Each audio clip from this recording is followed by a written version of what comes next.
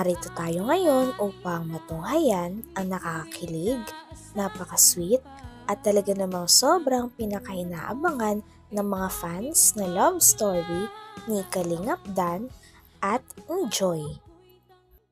Sa pagpapatuloy ng ating istorya ay makikita nga natin na nagkaroon na naman ng time si Kalingap Dan at si Joy na makapag-date kahit na masyado silang busy sa mga kanya-kanya nilang mga buhay. Grabe at porsigido talaga si Kalingap Dan. Kahit na alam naman namin na busy ka sa school, kahit na hanggang madaling araw nag-aaral ka, pero may oras ka pa rin sa Kalingap, sa mga nag-aabang sa Danjoy. Tsaka lalo na ngayon, every Saturday, doon sa serye nila Kuya Val at Tita Edna, nakakapunta ka pa rin kahit may klase ka.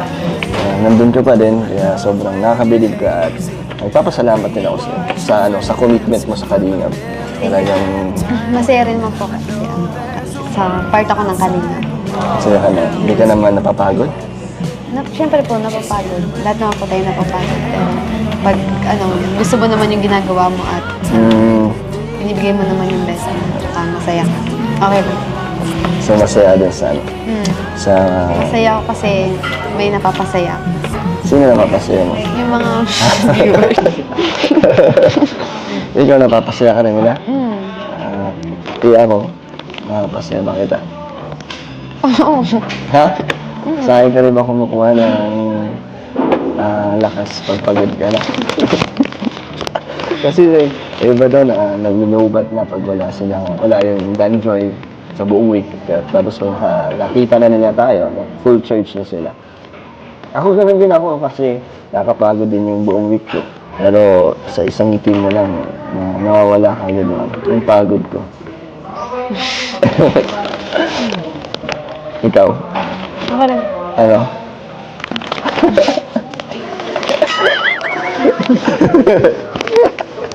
Tawa ka dyan. Joy, ano palang masasabi mo? Kamusta ang serye? Ibang-iba ba sa pag-vlog? Paano? Anong pinagkaiba? May Script? Tapos, may mga iba't ibang kasama. Ano pa? Pero okay lang. Medyo mas stricto siya, no? Mahigpit. Mahigpit. At excited na nga ako na maging part din doon kasi parang next episode pa yata ako, wala pa yung character ko doon bilang kapatid ni Kuya Val, si Kuya Brooks. Siyempre gusto ko din ma-experience yung buhay ng totoong nagfi-film, ng parang kahit pa paano maramdaman natin yung buhay artista sa sandaling oras na yun. Tama-tama yun, Kalingap Dan. Alin po? Dapat mag-practice kayo. Nang Dun sa... Para sa serye? Oo, para sa serye. Wala pa akong idea kung anong role ko, paano ko pa practicein. Hindi, ang dapat ang papraktisin mo yung paano mo ligawan si Joy. Kasi yun yung yun yung... Dito naman ay natutuwa talaga si Kalingap Dan kay Joy dahil napansin niya daw na napaka-persigido nito sa kanyang pag-aaral. Nakikita niya nga ang lahat ng mga hirap at pagod ni Joy sa kanyang college life. Ngunit hindi talaga sumusuko si Joy at sinusulit niya ang mga naging tulong ng ibang tao sa kanya, kaya naman pinagbubutihan niya ang pag-aaral niya. Dahil dito ay mas nabilib naman at mas lalong napamahal nga si Kalingap Dan kay Joy. Lakas pagpagod ka na. Kasi iba daw na nag-lobat na pag wala yung Danjoy sa buong week. Tapos nakita na nila tayo, full church na sila. Ako ganun din ako kasi nakapagod din yung buong week ko. Pero sa isang ngiti mo lang, nawawala ka gano'n. Yung pagod ko. Ikaw? Ako rin. Ano?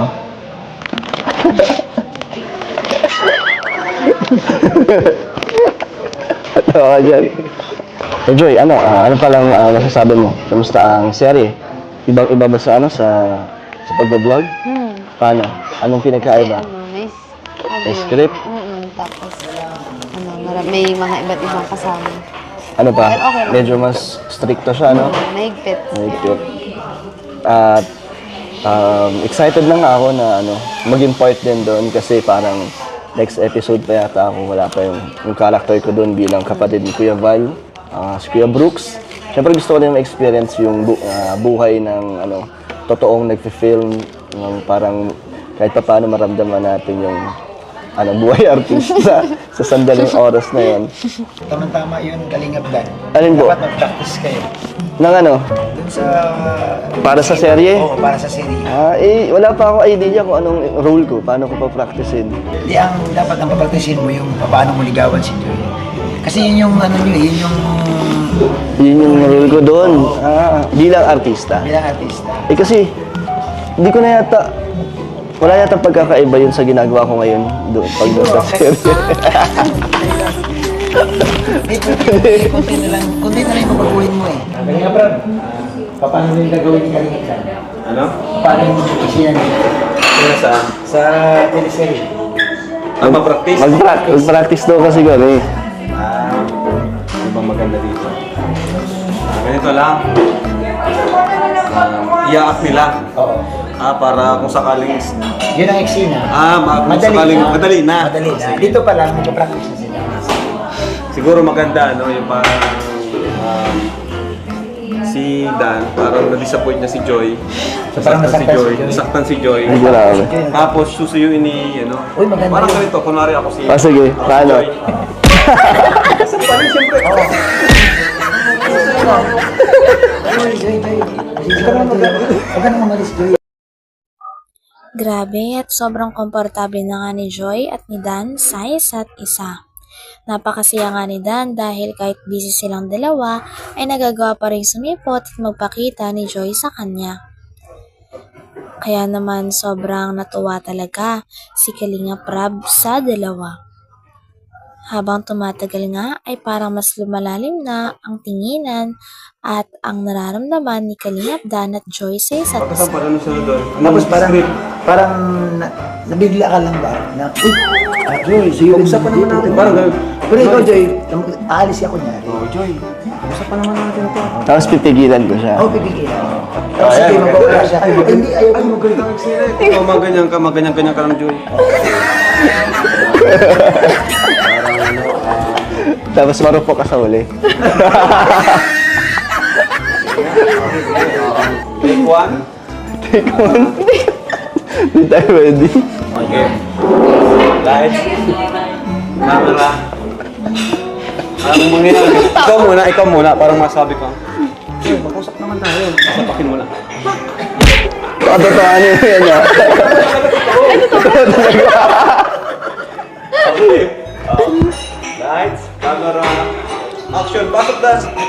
Joy, pwede ba kita makausap? Natulala si Joy. Kusang palik ko na pumarag. Kunyari, ganun ka. Galing ka, magano ka. Ba't mo nagawa sa akin yun? Yan, o. Paano mo nagawa sa akin? Okay, game. Wait lang. Lights, camera, action! Yan o. Joy, pwede ba kita makausap?